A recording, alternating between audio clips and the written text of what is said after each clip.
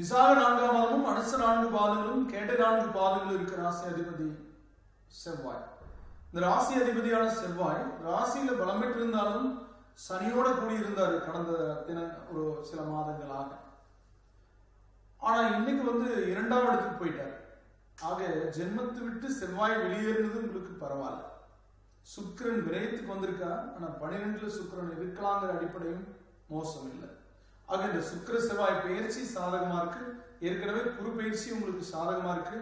ஆக எண்ணிய காரியங்கள் நிறைவேறக்கூடிய வாய்ப்புகளை கொடுக்கக்கூடிய வாரம் அப்படின்னு எடுத்துக்கலாம். ஆனாலும் சந்திரனுடைய போக்கு எப்படிங்க இருக்கும்? இன்னைக்கு 5ஆம் இடத்துல இருக்காரு. திங்கள் செவ்வாய் 6ஆம் இடத்துக்கும், புதன் வியாழன் 7ஆம் இடத்துக்கும், வெள்ளிக்கிழமை மதியத்துக்கு பின் சனிக்கிழமையும் அஷ்டமத்துக்கு வருவார்.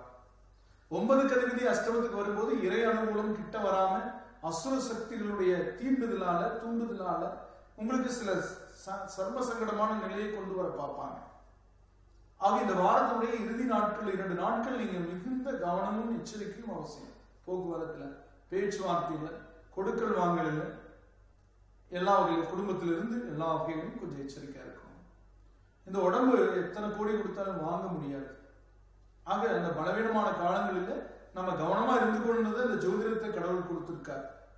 அதை நாங்க சொல்றோம், ஒரு வழிகாட்டியே இருக்கிறோம். நாங்க அந்த வழிகாட்டுதல் படி நீங்க போகும்போது இந்த பலவீனங்கள் அகலுங்கிற அடிப்படையில இந்த வாரத்தினுடைய இறுதி நாட்கள் மிகுந்த கவனமும் எச்சரிக்கையும் விருச்சிக ராசிக்கு அவசியம்.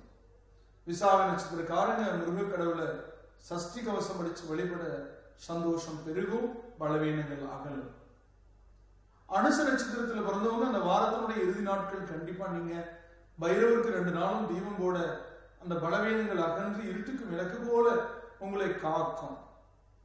கேட்ட நட்சத்திரத்துல பிறந்தவங்க நீங்க குலதெய்வத்தை வழிபட பலவீனங்கள் அகன்று முன்னேற்றங்கள் கூடி வரும்.